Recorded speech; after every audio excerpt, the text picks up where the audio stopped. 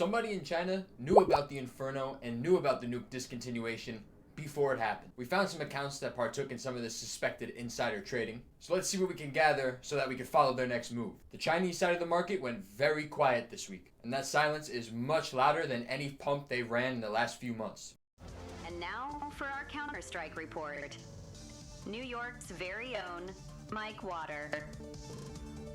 Welcome back to DE News China. I'm your host, Mike Water 9. The last time China went this quiet was the summer of 2025, where we saw massive money leave the market in May and come back with a vengeance in July, and it has not stopped until this week. So let's break down news, what they're moving, what they're targeting, and how to position ourselves for the next signal that may come in future updates. Let us first start with the name you all know and love, Windking. Now, Windking is a particularly useful figure for US and EU traders. On the surface, he doesn't appear to have any insider knowledge. His pumps are self-generated, and for the most part, they're based on logic. There's obvious thought put behind all of the skins and knives, gloves, whatever he may pump, which means that it's reverse engineerable. And once we get a decent idea of what his framework is, we don't even have to translate his fucking insane TikToks. We can just front run him before he even puts any money into his next play. The system breaks down into 3 filters for the most part. The first one is going to be factory new conditioned skins. Now, to obtain a factory new skin, you have 2 entryways. You have the case, in which the odds to get a factory new skin are around 3% per each gun,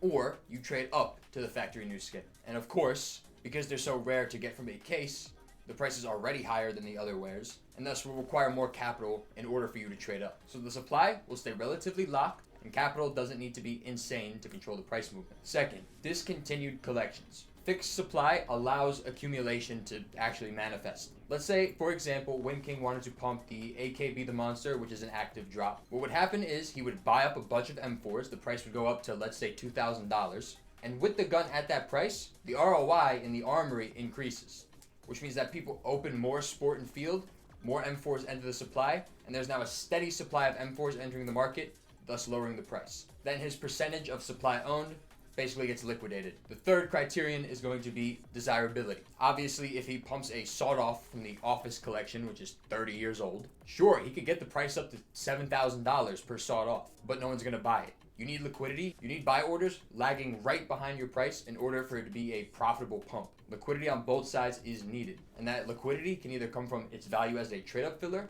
or its value as a play skin. And it gets interesting because Windking just posted his new plans for the next play, and it explains why the market cap has been subtly decreasing over the last few weeks. This one is now public for everyone to see, and essentially what the video translates into are his new plans for the Armory rotation. Essentially, he wants to control the reds and control the pinks that are going to be in the next discontinued collection. Right now, as we all know, there are 3 collections sitting in the Armory right now that are actively being dropped. That is Train, Overpass, and the Sport and Field collection. Now, I originally leaned towards Train being one of the surviving ones because the Overpass and Sport and Field are old at this point. But between the opening statistics that we've seen and this video from Windking, I will rescind my previous statements, as I now believe equal allocation of all your capital across all 3 collections is going to be the smartest move in long term for the maximal benefit of your wallet. Right? Eventually, these skins will be discontinued. You just might have to wait a little bit longer for one of them.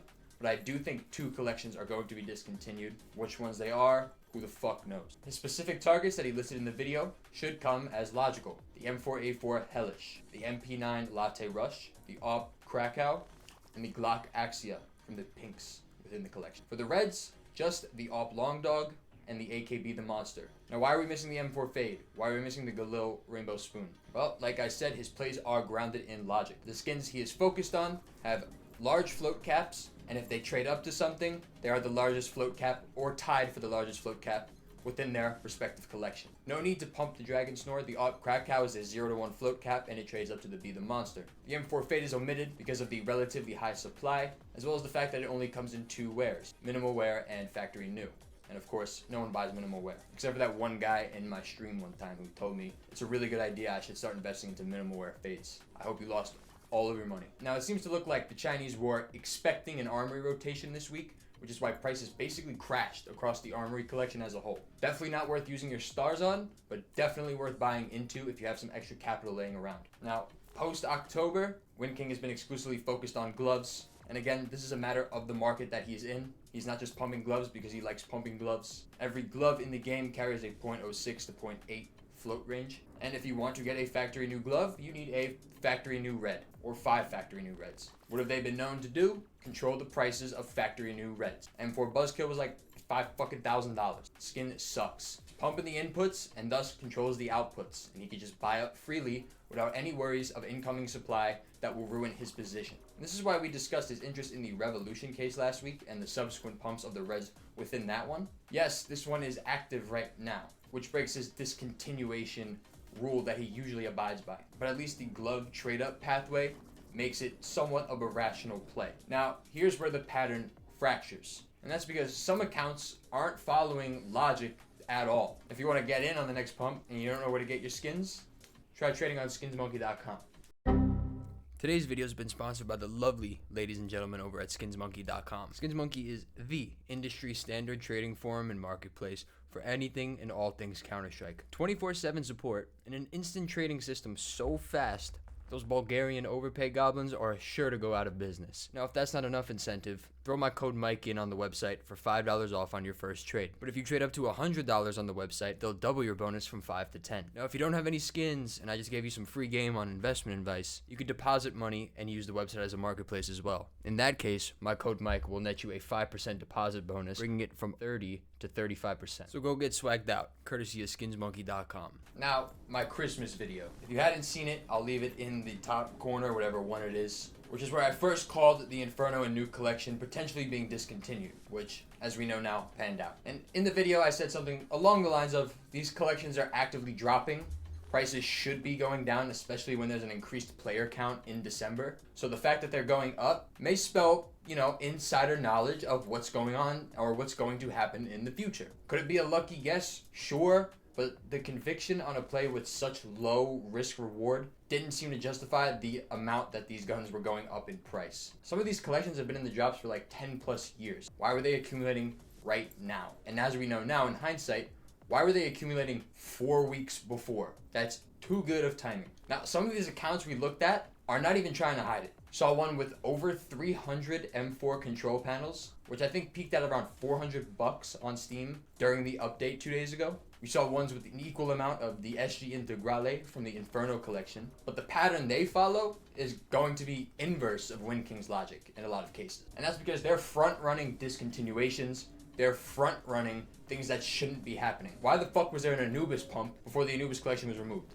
That thing's been in there for 2 years, everyone forgot about it. What the hell are they doing over there? But in another way, it actually suppresses their movement. Actively drops skins, so there's a constant supply going in, which not only keeps the prices suppressed relatively, meaning you can accumulate for a long time at the same price, but it also means it can fly under the radar for a longer time relative to, a random AK being pumped 400,000%. No volatility, just quiet accumulation for months, and then the supply stops. The only thing that remains consistent is that it's usually a factory new skin, or it has the best float cap within its specific rarity range. So let's apply that framework to movement that might be happening right now. I have one that'll be a completely whole video on its own because that could realistically be fleshed out into a long form video. So stay tuned for that one. However, we will talk about the Deagle heat treated right now. Over the last few weeks, we saw a pretty odd price movement, specifically in factory new on the limited edition item from 2 times ago. Yeah, 2 times ago. It is discontinued, yes. However, there is a massive supply of them.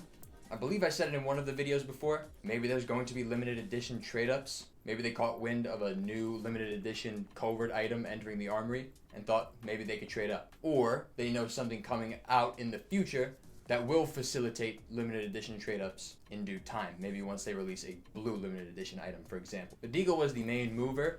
However, the M4 Solitude kind of moved in parallel with it, and that's not a coincidence. Then we had the really odd Navaja movement last week. It was like we were on stream looking at Chinese accounts, and in like the span of 2 hours, the price of the Navaja knife went from like 65 to like $80, something like that. Someone said it was one dude buying shit for his giveaways. Cool, could be the case. But now we shouldn't just throw any old pump to the side. We should really sit on it and give it a good amount of thought before throwing it away and start thinking about what potentially could catalyst this gun into getting pumped in the future by news. That was a terrible explanation. Rewatch that. The Navaja knife got a pretty decent buff with the sound update. Sounds a little bit better. Timing, pretty good. Could it be a coincidence? Absolutely. We're just speculating here. That one's a little outlandish. The Deagle one seems a little bit less far-fetched. Now, I always harp on buying skins and investing in skins that are not in the current meta. And that's because they only get their value from their value as trade-up fillers. Once they become meta, they gain a whole new dimension of value through the way of it being a play skin. We are seeing that with the MP7 right now in real time. The MP7 Fade is riding two waves right now. Discontinuation news, now it's honestly probably the best play skin within the gun. Someone on our Discord made this lovely, beautiful chart of prices pre-update and post-update of the MP7, and most of them have increased at least some bit. Two names to watch in specific: the MP7 Gunsmoke, which is from the original Overpass collection, as well as the MP7 Asterion, which is from the Gods and Monsters collection. Both discontinued, both have the best float cap within their range, all the same, and these were the highest movers, of course, which means they may be getting some attention. This one is not particularly insider trading, however, it could be a mobilized effort by a pump group. But frankly, any MP7 within this environment right now stands to gain a pretty decent amount of money, as long as you follow the rules mentioned earlier. But I do wonder, what happens if these accounts realize they're being watched? Does it really matter? No. Do they go dark? Do they put all their shit in storage units? Do they accelerate, knowing that there's people watching them and that the window before retail catches on is now a lot smaller? Who knows? We will continue our DE News channel live stream tonight on twitch.tv, MikeWater9, in which you can bring some accounts that you've been looking at over the last few weeks, send them to me, and let's see if we could find any new patterns or anything that could come to fruition from what we find. The last time we did this, it was wildly successful. We had a bunch of actual Chinese people come in and talk to us about it themselves. If you're trying to buy and sell and profit in this market and you don't know who you're buying and selling to, you're essentially donating some money.